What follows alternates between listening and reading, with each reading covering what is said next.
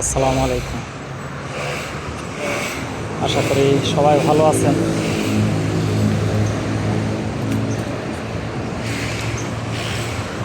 আমি শামীম মালয়েশিয়ার রাজধানী কুয়ালালামপুরের নিকটবর্তী পেতালিং জায়দ আমানসারা থেকে বলছি। আজ 2025 সাল এবং জুলাই মাসের 4 তারিখ। তো জুমার নামাজ পড়তে আসছিলাম এবং নামাজ শেষে ফিরে যাচ্ছি। আবারও ডিউটিতে জয়েন করব। তো চলার পথে আপনাদের সাথে কিছু বিষয় শেয়ার করার জন্য একটি নতুন ভিডিওতে চলে আসলাম। তো দেখতেই পাচ্ছেন এখন দুপুরবেলা এবং রৌদ্রোজ্জ্বল পরিবেশ। এখানে একটা অবশ্য ফুটবল খেলার মাঠ আছে। ফুটবল খেলার মাঠটা খুবই সুন্দর, গাছগাছালি এবং চারপাশ দিয়ে গাছগাছালি, মাঠটা ঘাসে পরিপূর্ণ। যদিও খুব বেশি খেলা হতে আমরা দেখি না, অনেকে নামাজ পড়ে বাসায় যাচ্ছে।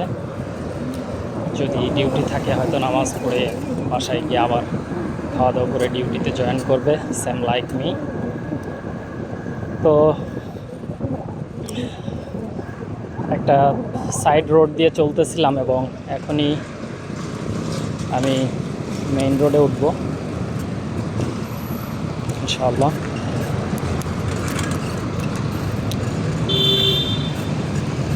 তো হাইওয়ের নিচ দিয়ে রোডটা ক্রস করতেছি এবং যেখানে রেড লাইট সিগন্যাল আছে তারা দাঁড়ায় আছে। আমাদের গ্রিন সিগন্যাল, তো আমরা চলে আসলাম এবং এটা হাইওয়ে একটা রোড, অনেক গাড়ি চলে। এখানে কার ওয়াশ আছে, অনেক বাংলাদেশি ভাই কাজ করেন। পাশাপাশি দুইটা পেট্রোল পাম্প। তো আমরা পেট্রোল পাম্পের ভিতর দিয়ে এখন চলে যাব। এটা হচ্ছে পেট্রোনাস পেট্রোল পাম্প। যারা মালয়েশিয়াতে আসেন বা ছিলেন ইতিপূর্বে তারা অনেকেই চিনেন। পেট্রোনাস একটা জনপ্রিয় তেল পাম্প মালয়েশিয়াতে। এখন যে রোডটা ধরে যাচ্ছি দেখতেই পাচ্ছেন, রোডটা অনেক ঢালু, এখান থেকে নিচের দিকে নেমে গেছে। তো সাধারণত এখানে আসলে আমার খুব বেশি সাইকেল চালানো লাগে না, শুধু বসে থাকলেই অনেক দ্রুত গতিতে সাইকেল চলে। যদিও একটু পূর্বে যখন আমি নামাজ পড়ার উদ্দেশ্যে যাচ্ছিলাম তখন এই পথটা অতিক্রম করতে আমার অনেকটা কষ্ট হচ্ছিল, কারণ অনেক উঁচুতে উঠতে হয় সাইকেল চালায়। আর এটা হচ্ছে একটা ট্যাক্সি মালয়েশিয়ার, যে গাড়িটাই মাত্র দেখলেন লাল কালারের।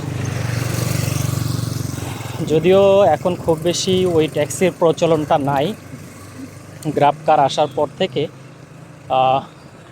ট্যাক্সিগুলোও গ্রাবের আন্ডারে চলে গেছে। আগে যেমন রাস্তায় ডেকে দাঁড় করায় ট্যাক্সিতে উঠানো হতো, এখন সব অনলাইন ভিত্তিক হওয়াতে মানুষের জন্য আসলে সহজ হয়েছে যে বাসায় বসেই তারা গাড়িগুলা বুক দিতে পারে এবং গ্রাব বুক দেওয়ার পর খুব দ্রুতই গাড়িগুলো চলে আসে। মালয়েশিয়াতে আমরা যা দেখি এখন 4 থেকে 5 মিনিটের ভিতরেই মোস্ট অফ দ্য টাইম গাড়িগুলা পৌঁছে যায় এবং গন্তব্যে যাত্রীদেরকে পৌঁছে দেয়। তো অ্যাপসের মাধ্যমে এই কাজগুলো হওয়াতে সবার জন্যই আসলে খুবই ভালো হয়েছে এবং গ্রাবের পাশাপাশি আরও 2-3টা অনলাইন ভিত্তিক অ্যাপস আছে যাদের মাধ্যমে মানুষ ট্রান্সপোর্টে এক জায়গা থেকে অন্য জায়গায় মুভ করতে পারে খুব সহজে।